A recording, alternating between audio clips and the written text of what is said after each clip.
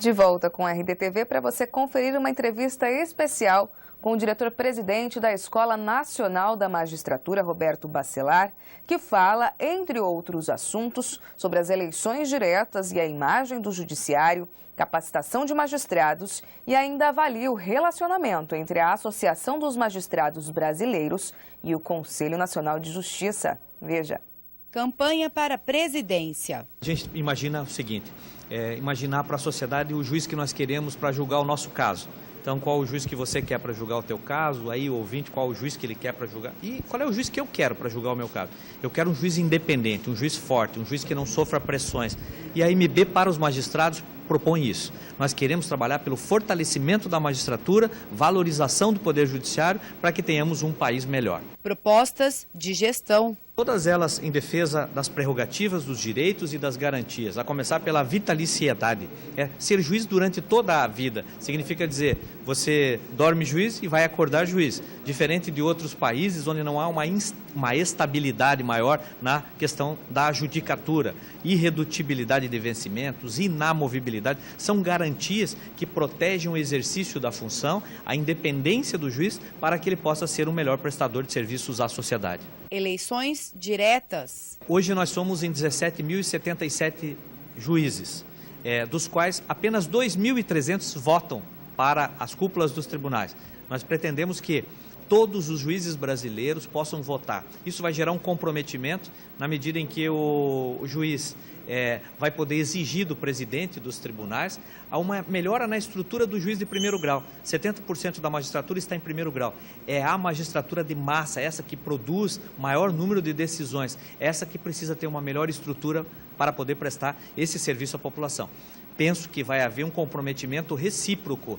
O presidente de tribunal, o vice-presidente do tribunal. Apenas para a corregedoria que nós não defendemos a eleição direta, mas para todos os demais cargos de cúpula vai haver um maior comprometimento. Férias de magistrados. A discussão sobre isso é uma discussão bem interessante. Nós podemos discutir fundo de garantia por tempo de serviço, podemos discutir jornada de trabalho. Para todas as pessoas que têm jornada de trabalho, têm fundo de garantia, têm férias de 30 dias, tem uma limitação de atividades. Nós pegamos o artigo 224 da CLT, todas as atividades têm as suas características. A atividade do juiz exige dedicação exclusiva, não tem jornada de trabalho, não tem fundo de garantia, não pode ter outra atividade, só pode ser juiz e professor.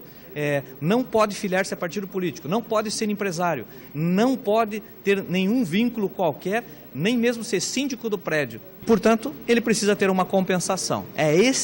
Essa carga de trabalho que exige uma compensação e descanso diferenciado. Capacitação dos juízes. A capacitação é um dever ético do magistrado e, portanto, eu, como diretor-presidente da Escola Nacional da Magistratura, tenho propiciado isso. A cada ano, as escolas de magistratura, os tribunais, o nosso código de ética diz que é um dever do magistrado estar sempre capacitado, preparado, sempre aperfeiçoado. Mas é um direito da sociedade ter aquele juiz que eu imagino como ideal, aquele juiz firme, aquele juiz independente, capacitado para ser esse melhor prestador de serviço público à sociedade. Atuação da magistratura em Mato Grosso. Aqui ainda faltam juízes, dentro da média de juízes por habitante. Mato Grosso tem um percentual menor, tem um déficit de juízes, tem um déficit da estrutura de servidores e, portanto, é uma necessidade constante a melhora da estrutura para que o Poder Judiciário possa prestar esse melhor serviço à população. Imagem do Judiciário mato-grossense. O fato de ter problemas na magistratura não significa dizer que a magistratura esteja contaminada. O que nós precisamos sim é trabalhar constantemente, a reversão dessa imagem acontece gradativamente com o trabalho dos bons juízes que aqui existem e que a sociedade sabe valorizar. Nós temos bons juízes que estão trabalhando, estão empenhados na gestão de um judiciário mais eficiente e eu acho que o mais importante é que nós continuemos firmes, trabalhando por um juiz forte, um juiz independente, um juiz que não sofra pressões para poder prestar um melhor serviço à população. Relacionamento entre a AMB e o CNJ. O relacionamento com o Conselho Nacional de Justiça tem que ser um relacionamento muito respeitoso, muito harmonioso, diplomático, mas com a firmeza necessária, porque nós acreditamos que o Conselho Nacional de Justiça tenha contribuído muito para a melhora do Poder Judiciário, a partir do momento que trabalha a estruturação do Poder Judiciário, trabalha a análise de dados, esses dados mesmo que nós estamos aqui a falar, de 92 milhões de casos, 28 milhões de casos que ingressam a cada ano, o volume de processos dos juízes, todos esses dados foram levantados a partir das estatísticas trazidas pelo Conselho Nacional de Justiça. Ainda há necessidade de que o Conselho Nacional de Justiça cumpra o seu papel como servo da Constituição, nunca descumprindo a Constituição. Qualquer abuso do CNJ, a Associação dos Magistrados Brasileiros, ela vai ser a primeira a acompanhar, valorizar e proteger o magistrado no seu devido processo legal, em todos os direitos e garantias, para que nenhum abuso seja cometido contra os magistrados brasileiros. Postura do Conselho Nacional de Justiça. Há necessidade de que as investigações aconteçam dentro da Constituição, dentro do devido processo legal, garantindo-se, como se garantem a todos os acusados em geral, o devido processo legal e a ampla defesa.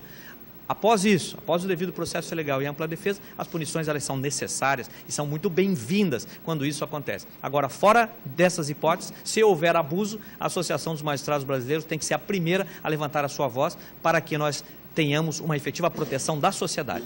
O juiz não pode ser alguém acovardado, tem que ser alguém com independência, com a fortaleza necessária para poder sempre garantir o direito da população sem medo de ninguém, nem mesmo do CNJ. Estrutura do Tribunal de Justiça. A partir da questão da gestão, a melhoria da estrutura dos tribunais, a rediscussão em relação à receita corrente líquida que é repassada pelo Poder Executivo para o Poder Judiciário.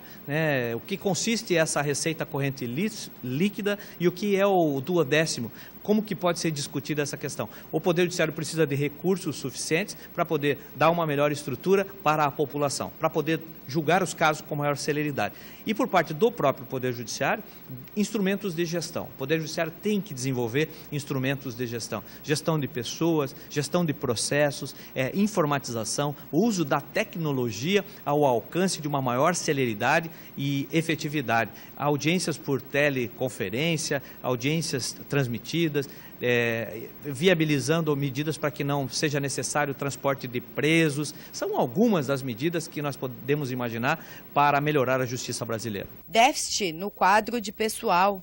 O número de profissionais, como eu disse, tem um levantamento feito pelo próprio Conselho Nacional de Justiça que mostra que em alguns casos há deficiência de juízes, outros casos há deficiência de juízes e de servidores. Necessariamente nós temos que analisar esse quadro. Há uma deficiência no país e fundamentalmente para os juízes em primeira instância. Os juízes que julgam a maioria dos casos, 70% dos processos que tramitam nos juízos brasileiros são dos juízes em primeira instância. Esses juízes precisam de uma melhor estrutura para poder trabalhar. Então isso tudo tem que ser discutido, tem que ser conversado com os tribunais e a Associação dos Magistrados Brasileiros pode auxiliar nesse processo, a fim de que o Poder Judiciário possa cada vez mais prestar um melhor serviço ao cidadão.